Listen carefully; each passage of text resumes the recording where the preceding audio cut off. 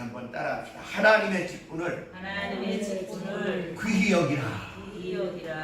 우리 한번 따라합시다. 하나님의 직분을 귀히 여기라. 하나님이 내게 무슨 직분을 주셨습니까? 하나님은 저에게 목사의 직분을 주셨고요. 어느 분은 권사님, 어느 분은 집사님, 어떤 분은 성도님의 직분을 주셨습니다. 그것만이 하나님의 직분이 아니에요. 나로 하여금 아비가 되게 하고 어비가 되게 한 것도 하나님의 직분이고, 나로 하여금 마땅히 하나님의 선한 일을 행할 수 있는 아들과 딸의 직분을 주신 것도 하나님의 직분입니다. 그 중에서 오늘 우리가 상고할 내용은 첫째 아들과 둘째 아들의 이 다툼과 싸움에 대한 직분입니다. 야곱은요, 뱃속에서부터 그 형의 장자권의 직분을 얻고 싶어서 먼저 태어나겠다고 격렬하게 그 리브가의 뱃속에서 싸움을 벌였어요. 사람들은 말하기를 뱃속에 있는 아기는 생각이 없는 줄 아는데 그렇지 않아요. 뱃속에 있는 아기도요, 생각이 있습니다. 좀 끔찍한 이야기지만 아이를 중절 수술하기 위하여 그 병원에 간 그 어머니의 자궁을 찍은 사진이 실제로 동영상으로 인터넷 사이트에 있습니다. 자기를 죽이려고 그 자궁 안으로 들어온 가위를 피하기 위해서 자궁 속에서 아기가 이리저리 피하고 돌아요. 그리고 입을 벌리고 비명을 지릅니다. 뱃속에 있는 아기가 생각이 없다고요? 아, 그거는 착각이에요. 뱃속에 있는 아기도 생각이 있습니다. 그래서 우리 지혜로운 우리 선조들은 어떤 일을 했느냐? 뱃속에 아기가 잉태되어지면 그 아기를 위하여 마음을 편안하게 하고, 그리고 좋은 음악을 듣고 좋은 것만 보고 흉사가 있는 곳에 가까이 가지 않았습니다. 그리고 글 읽는 소리를 듣게 하고 새소리와 바람 소리를 듣게 하고 물소리를 듣게 했습니다. 그걸 가르쳐 태교라고 말합니다. 태 안에 있는 아기를 뱃속에서부터 교육하는 것입니다. 그래서 여러분, 음악가의 그 자녀들은요, 따로 악기를 배우지 않았는데 뱃속에서부터 엄마가 연주하는 피아노 그리고 부르는 노래를 태어나고 나서 이 건반 안에 이렇게 올라앉을 때쯤 되잖아요. 5살, 6살 되면 따로 가르치지 않아도 연주를 한다고 해요. 놀라운 일이죠. 그렇기 때문에 태교는 굉장히 중요합니다. 그런데 여러분, 이 야곱이 애석하게도 형 에서에게 밀려서 둘째로 태어나서 맏아들의 장자권을 얻을 수가 없었어요. 그런데 제가 지난주에 말씀을 드렸습니다. 지난주 말씀의 제목이 예정이냐 택함이냐 구원이냐에 대한 부분을 말씀드렸습니다. 하나님께서는 내가 야곱은 사랑하였고 에서는 미워하였다 말씀하신 것을 말라기서 1장에서 우리가 읽을 수 있었는데, 어떻게 하나님은 편파적으로 야곱은 사랑하고 에서는 미워하실 수가 있었을까? 그것은 이미 작정되고 예정된 것이 아닐까 이렇게 착각하는데 그렇지 않습니다. 하나님이 사랑하실 때에는 그 사랑하시는 이유가 있어요. 미워하실 때에는 미워하시는 이유가 존재합니다. 하나님은 무작정 선을 행하지도 않고 악을 행하지도 않았음에도 불구하고 어떤 사람은 택하여 복주고 어떤 사람은 택하여 저주를 주시느냐? 절대 그렇지 않습니다. 에베소서 1장은 우리에게 말하기를 이렇게 말합니다. 창세 전에 하나님은 그 아들 예수 그리스도 안에서 너희를 예정하고 택하여 자기의 아들들이 되게 하셨도다 말씀하고 계십니다. 우리 한번 따라합시다. 내가 하나님의 자녀된 것은 창세 전에 예정되고 택정되고 정해진 것이다. 그러면 뭐가 빠진 것 같죠? 거기 중대한 게 하나 빠졌어요. 한번 따라합시다. 예수 그리스도 안에서. 예수 그리스도 안에서. 아멘. 예수님은 어떤 분이십니까? 창세 전에 하나님과 함께 계셨던 분이십니다.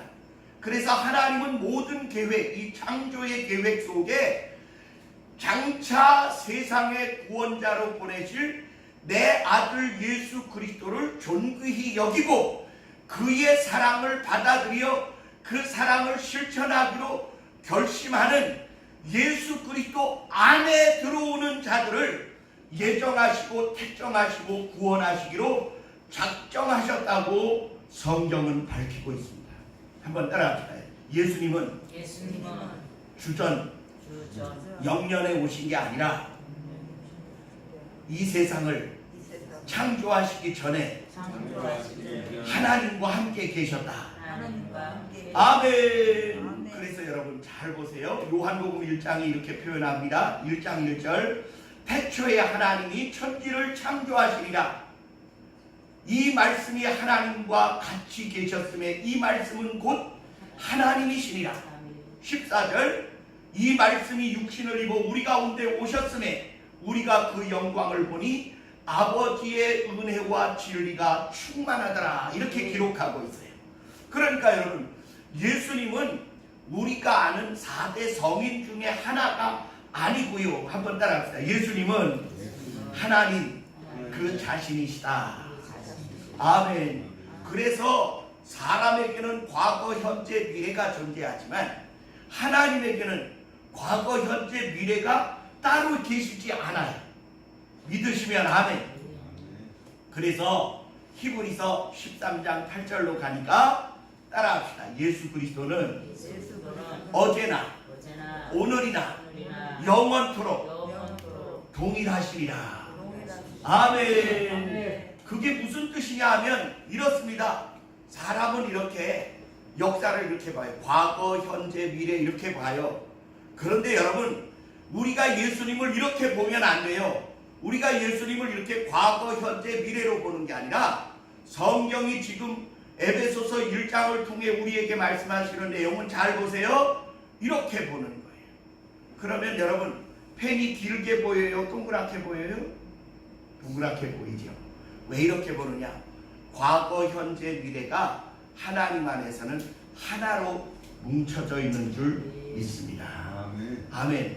그래서 여러분 아무 이유도 없이 조건도 없이 어떤 사람은 지옥에 던지기로 작정되어 있고 아무 이유도 없이 조건도 없이 어떤 사람은 복받아 영원한 하나님의 나라에 들어가기로 작정되어 있는 게 아닙니다. 예수 그리스도를 믿기만 하면 예수 그리스도 안에 내가 들어가 그의 신의 성품에 동참하면 내가 하늘의 백성이 되는 거예요. 그게 예정과 택정과 구원이 예수님 안에서 이루어지는 것인 줄 믿습니다. 그러면 어떤 사람이 예정되어 예수 그리스도 안에 들어갈 수 있느냐? 한번 따라 예수 그리스도를 참으로 귀하게 존귀하게 값지게 아름답게 받아들이는 사람, 그 사람을 하나님은 존귀히 여기십니다. 이것이 바로 사무엘상 8장에 나와요. 어떻게 나오느냐?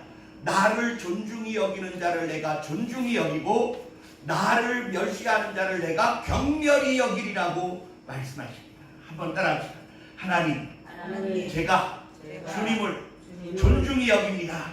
손권사님, 내가 따라서요. 내가 하나님을 존중히 여깁니다. 내가 예수님을 존귀히 여깁니다. 내 죄를 대신하여 예수 그리스도께서 내 죄값으로 십자가에 대신 죽으셨으니 당신은 나의 생명보다 소중한 분이십니다. 아멘. 이 사실을 믿는 자가 그리스도 예수 안에 들어가 영생에 이르는 과거, 현재, 미래가 없는 영원한 하나님의 나라의 하나님 백성이 되는 것입니다. 이게 예정이고 택정입니다. 한번 따라합시다. 예정이며 택정이며 구원은 조건 없이 되는 게 아니라 예수의 조건으로만 가능하다. 아멘.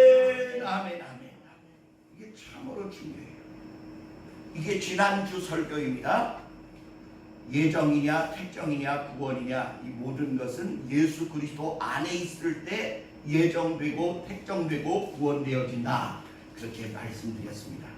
그런데 여러분, 둘째로 태어난 야곱이 어떻게 하면 내가 저 형의 장자권을 얻을까 이렇게 계획하다가 나이가 들어서 이제 철이 들게 됐어요. 그런데 에서 첫째는 들사람이 돼서 밤낮 사냥하러 다니면서 이렇게 뭐 사슴이며 뭐 이런 거를 잡잖아요. 그러면 그걸 맛있게 요리해서 아버지를 갖다 드리니까 아버지가 그 큰아들을 엄청 좋아했어요. 그런데 그 대신 야곱은 조용한 사람이라 집안에서 늘 어머니를 도와서 집안 살림을 잘 도와줬어요. 그래서 이 집안은요 두 쪽으로 나눠졌어. 하나는 아버지 편, 하나는 엄마 편. 그런데 하루는 나이가 든 이삭 아버지가 에서를 부릅니다. 큰 아들을 불러요. 에서야, 내가 이제 나이가 들어서 하나님 오라 하실 때가 가까웠으니 내가 너의 사냥한 고기의 별미를 먹고 너에게 장자권의 축복을 해주기를 원하니 가서 사냥을 해다가 별미를 만들어 오너라. 그랬더니 에서가 좋아가지고 예 알았습니다. 그리고는 활과 화살과 창을 가지고 이제 사냥을 하러 떠났는데 그 이야기를 누가 들었냐 하면 엄마 리브가가 들었어요. 리브가는 뱃속에 있을 때 아이가 뱃속에서 싸우니까 선지자로 찾아가서 물어봤어요. 왜 이렇게 배가 아픕니까? 그랬더니 그 선지자가 하는 말이 내 뱃속에 두 국민이 싸우고 있다. 큰 자는 어린 자를 섬기게 되리라. 그 말을 늘 마음에 두고 있던 리브가는 둘째 아들 야곱이 장자권을 차지해야 된다는 강박관념을 가지게 됐어요. 그래서 자기가 좋아하는 둘째 아들 야곱이 장자권의 축복을 받게 하고 싶었어요. 그래서 야곱을 부릅니다. 얘야 이리 오너라. 오늘 아버지가 에서에게 별미를 만들어 오라고 사냥을 보내는데 그 별미를 드시고 장자권의 축복 기도를 하려 하니 너는 내가 시키는 대로 해라. 너는 염소떼에 가서 아주 좋은 놈 하나를 골라오면 내가 그것으로 요리를 하여 너를 위하여 별미를 만들리니 너는 아버지에게 들어가서 아버지가 눈이 어두우니까 네가 에서라고 말하고 장자권의 축복을 받으라.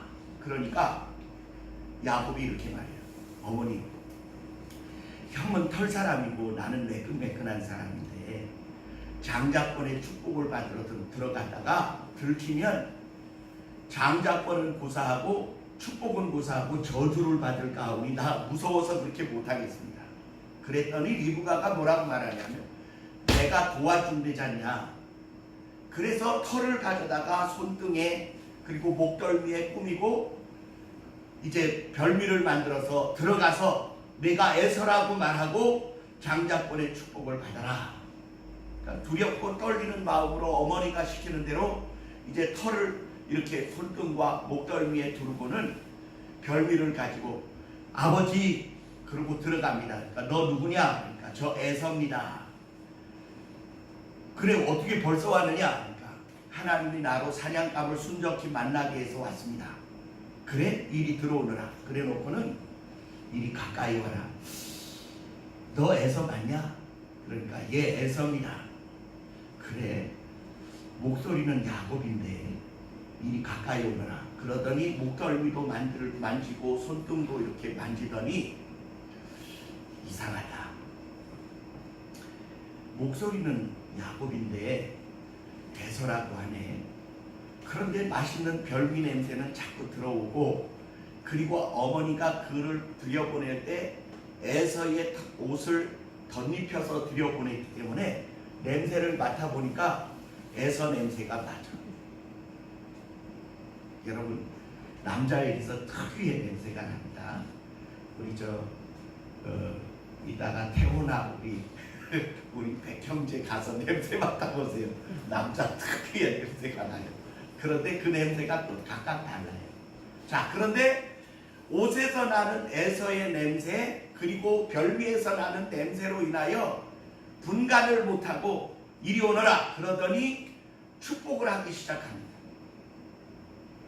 모든 형제가 너에게 복종하게 될 것이며 하늘의 이슬과 땅의 기름짐에 하나님이 내게 주신 복이 다 내게 임할 것이며 너를 축복하는 자를 내가 축복하고 너를 저주하는 자가 저주를 받으리라. 그렇게 장자가 받을 모든 권한의 축복을 다 해주고 그리고 그를 내보냅니다. 그런데 그가 나간 지 얼마 안 돼서 에서가 사냥을 해왔어요. 별미를 만들어 가지고 아버지에게 들어갑니다. 아버지가 너 누구냐? 저 에서입니다. 그러면 조금 전에 들어왔던 자는 누구냐? 조금 전에 들어오다니요. 전 지금 왔는데요. 그러자 이삭이 부들부들 떨면서 내 아우 야곱이 내가 받을 장자의 축복을 다 받아갔다. 이제 더 해줄 게 없다. 그러니까 아버지 그거 취소하고 다시 하면 안 됩니까? 그랬더니 여러분 유대인들은요 한 번 말한 것은 마치 화살을 쏜 것처럼 다시 회수하지 않는 것으로 되어 있어요.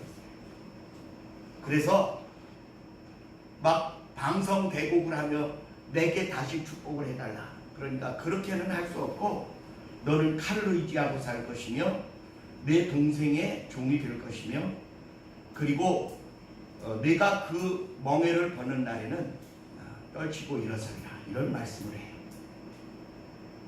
그러자 에서가 분노하여 우리 아버지 죽을 때가 가까웠으니 내가 야곱을 죽여버리리라. 이렇게 혼자 말을 하는 그 이야기를 리브가가 듣고 야곱을 자기 오빠 라반의 집으로 피신시키게 되어지는 사건이 나타납니다. 자, 오늘 이 부분에 대하여 많은 성경학자들과 성경을 읽는 사람들은 야비하다, 불량하다, 온당하지 못하다, 어째 이렇게 아들이 아비를 속여먹는 이 거짓말과 사기를 성경에 그대로 기록할 수 있을까? 이렇게 질문합니다. 저는 여러분에게 오늘 이 본문의 내용이 말하는 귀중한 교훈을 전해드리려고 해요. 야곱은 하나님의 축복을 받을 수 있는 그 장자권의 명분의 조건이 없는 사람이었지만 간절히 사모하여 그 장자권의 축복을 자기 것으로 만듭니다. 우리 한번 따라합시다. 방법은 온당하지 않고 선하지 않고 불의하고 악하였지만 하나님이 왜 야곱을 인정하셨을까요? 그렇게 온당치 않고 불의하고 악함에도 불구하고 왜 에서를 장자권으로 인정하지 않고 야곱을 장자로 인정하였느냐? 첫째, 이 야곱이 아버지를 속인 이 사건에 대한 결과를 제가 먼저 말씀드릴게요. 아버지를 속였잖아요. 2번이나 속였어요. 그 형을 2번 속였어요. 그런데 야곱은 그 이후의 삶에 자기 외삼촌에게 몇 번의 사기를 당하느냐 하면 10번의 사기를 당합니다. 계약 위반을 당합니다. 그것도 계약 위반도 어느 정도냐 하면 아내 라헬을 얻기 위하여 7년 동안 봉사를 무료 봉사하고 아내를 얻어요.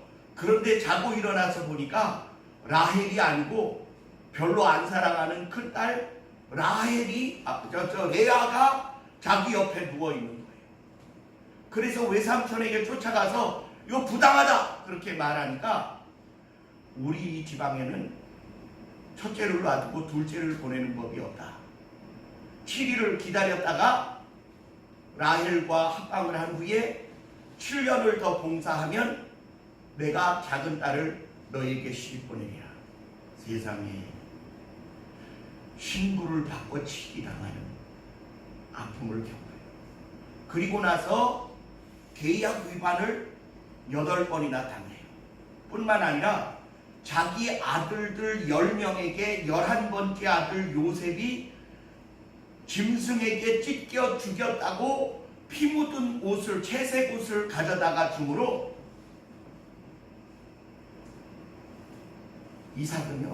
야곱은요 엄청난 고통과 괴로움을 겪어요. 이러한 일들이 왜 오느냐? 한번 따라합시다. 방법이 선하지 않았기 때문이다. 다시 말하면 하나님은 아버지를 속인, 형을 속인 그 속임수가 온전하다라고 인정한 건 아니에요. 악한 건 악한 거예요. 바르지 않은 건 바르지 않은 대로 주님이 보상을 하십니다. 그 대신 그가 그렇게 할 수밖에 없었던 이유는 첫째, 하나님의 장자권을 너무나 소중히 여긴 나머지 그것을 존귀히 여겨 그런 일을 결행할 수밖에 없었던 그 야곱의 마음을 하나님이 받으신 것입니다. 그것은 26장 마지막 절에 에서는 하나님의 장자권을 경홀히 여김이었더라 이렇게 기록한 반면에 그 말을 뒤바꿔 말하면 야곱은 하나님의 장자권을 너무나 소중히 여겼더라 이렇게 읽으면 틀림없이 돼요. 저는 여러분 우리 예수님을 믿는 믿음이 언제나 다 완전치는 않습니다. 그래서 예수님 믿는 사람들이 욕먹기도 해요. 그렇지만 하나님은 그 바르지 못한 성도들의 행위에도 불구하고 그들을 왜 사랑하시느냐? 자기의 생명보다 소중하게 여기는 예수 그리스도의 삶을 본받기로 작정한 더 큰 이유 때문에 그들을 용서하시고 사랑하시고 붙드시고 이끄시고 복주신다는 사실입니다. 다시 말하면 구더기 무서워 장 못 담그는 게 아니라 우리의 삶이 언제나 거룩하고 순결하고 정결하고 참될 수만은 없을지라도 예수 그리스도와 하나님을 사랑하는 그 뜨거운 열정이 변하지 않는 한 하나님은 우리를 포기하지 않으신다는 사실, 우리를 소중히 여기신다는 사실, 우리의 수많은 실수들과 하나님의 마음에 상처를 입히는 악한 행위들이 있을지라도 하나님은 예수 그리스도를 사랑하는 우리의 삶을 포기하지 않으십니다. 특히나 리브가가 그 어머니가 야곱을 도와주게 되죠. 형의 겉옷을 갖다가 입히고 그리고 털로 그의 손목과 목을 감싸주고 그리고 별미를 만들어다가 자기 남편이 가장 좋아하는 음식이 뭔지 잘 알잖아요. 어떤 입맛인지 알잖아요. 그래 그 좋은 음식을 만들어 가지고 들어가도록 하면서 하는 말이 내가 받을 저주는 내가 담당하리. 너는 두려워 말고 들어가 축복을 받으라. 이렇게 말합니다. 여기 여러분 비밀한 의도가 있습니다. 예수 그리스도께서 성령으로 우리를 도와주십니다. 흠 많고 결격 사유 많은 나 같은 존재를 성령이 예수 그리스도 안에 이끌어 들이시고 우리로 그 예수 그리스도의 피 묻은 옷을 덧입게 하신다는 사실입니다. 한번 잘 보세요. 로마서 12장 마지막 절로 가게 되면 너희 옛사람을 벗어버리고 새사람을 입으라 말씀하시고 어두움의 일을 벗고 빛의 갑옷을 입으라 말씀하시고 너희의 옛사람을 벗어버리고 예수 그리스도로 옷 입으라 이렇게 말씀하고 계세요. 이 옷이 무슨 옷입니까? 예수님이 우리를 대신하여 채찍질 받으며 피 흘리신 그 칭의의 옷을 우리가 덧입는 것입니다.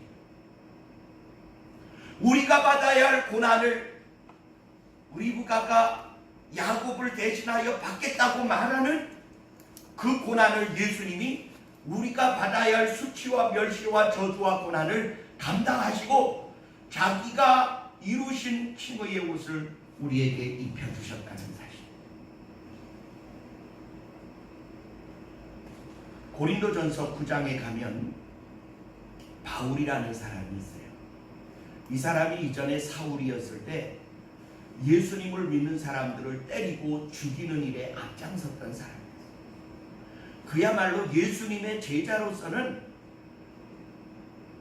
인정받을 수 없는 살인자요, 예수 그리스도를 핍박하던 자였음에도 불구하고 예수님은 그를 다메섹 도상에서 구원하여 그를 마지막 12번째 사도, 다시 말하면 가룟 유다 대신 12번째 사도로 주님이 그를 부르시고 만나시고 가르치시고 교훈하시고 변화시키셔서 사도로 사용해요. 그래 많은 사람들은 바울은 사도라고 말하지만 자칭 사도야, 그는 사도가 될 수 없어, 예수님 당시에 사도가 아니잖아, 이런 시비를 시기심으로 많이 받았던 사람. 그런데 이 바울이 고린도에 있는 교회 성도들에게 뭐라고 말하냐면 이렇게 말해요. 다른 사람에게는 내가 사도가 아닐지라도 너희에게는 내가 사도니, 내가 사도인 증거가 바로 너희가 아니냐. 우리 한번 따라합시다. 내가 어떻게 사느냐에 따라 우리 교회 목사가 욕을 먹기도 하고 복을 받기도 하고, 아멘. 내가 어떤 신앙생활을 하느냐에 따라 주님에게 영광이 돌아가기도 하고 욕이 돌아가기도 하고.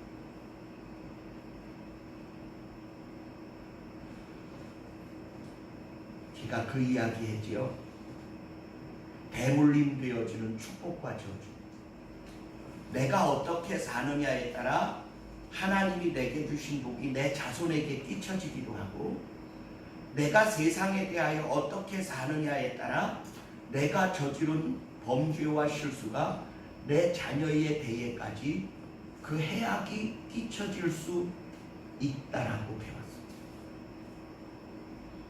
저는 여러분에게 예수 그리스도는 우리의 저주를 끊어내는 분이시고 우리의 삶을 통하여 하나님의 거룩한 은혜와 축복의 역사가 나의 삶으로부터 내 자녀 손에 이르기까지 그 은혜와 긍휼과 자비가 끼쳐지게 하실 수 있는 분이라고 말씀드렸습니다.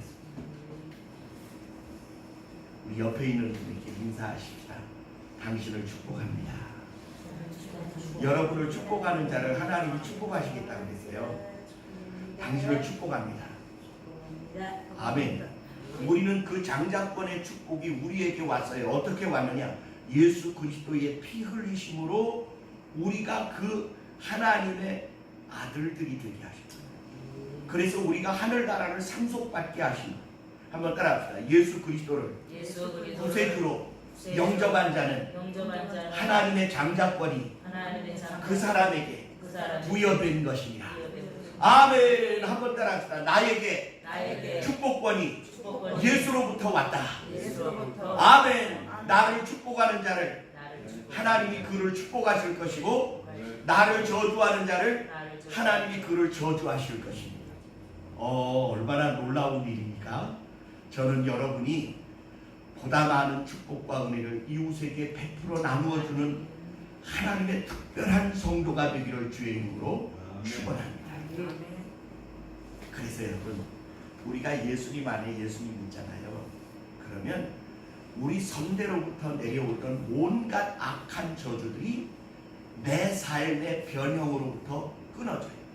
다시 말하면 내가 악한 줄기에서 예수 그리스도에게로 새로이 접붙임을 받은 하나님의 놀라운 축복의 역사가 나의 삶을 통하여 흘러가게 하신다는 사실. 저는 이렇게 말해요. 한번 따라하세요. 나로부터 족보가 새로이 쓰여지게 하자. 하나님의 축복과 은혜가 나로부터 새로이 시작되게 하자. 아멘. 그 은혜가 당신에게 있기를 원합니다. 서로 인사하면서 그 은혜가 당신에게 있기를 원합니다. 우리 김계인 권사님의 그 가정이 하나님의 놀라운 축복권이 우리 권사님으로부터 그 가족들에게 전달되기를 주의 이름으로 축원합니다. 아멘. 기도하겠습니다. 사랑과 은혜가 충만하신 우리 주 아버지 하나님, 방법이 선하지 않았을지라도 하나님을 사랑하는 열정과 충성에 대하여 주님 놀랍게 갚아주심을 믿습니다.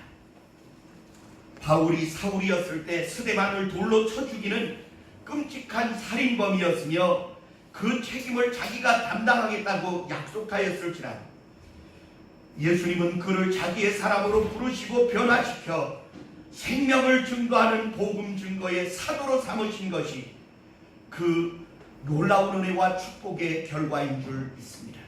오늘 우리가 야곱의 장자권과 참으로 사도 바울의 사도권이 오늘 우리의 믿음 안에 살아 움직이게 하시고 샘물처럼 터져나오게 하시고 강물처럼 쏟아져 나아갈 수 있도록 나를 축복의 사람으로 변화시켜 주시기를 원합니다.